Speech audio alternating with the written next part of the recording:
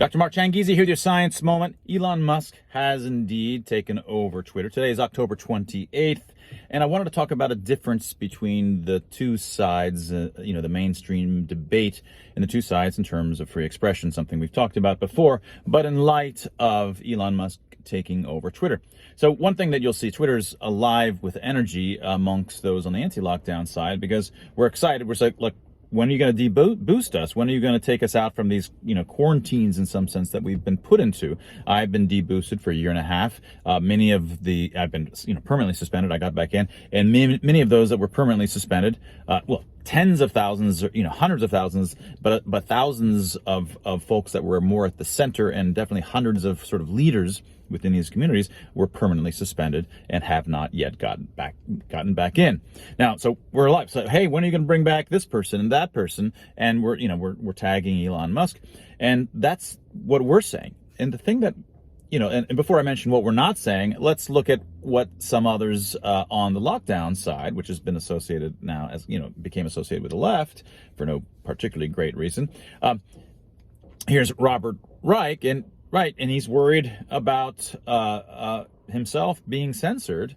And here's somebody else, Marcus Elias, worried about him being censored or suspended.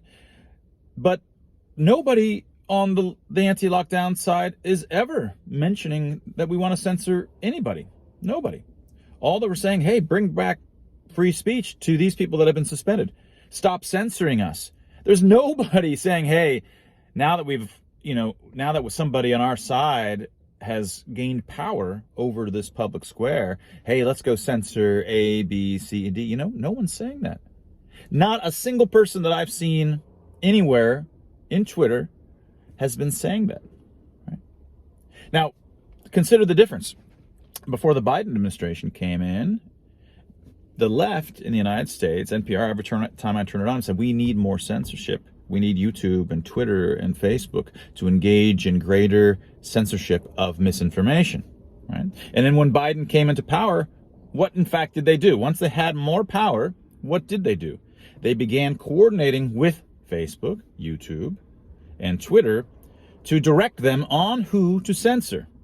That is, when they achieve power, they immediately justify censoring their opponents. Right? They immediately justify censoring their opponents once they acquire power.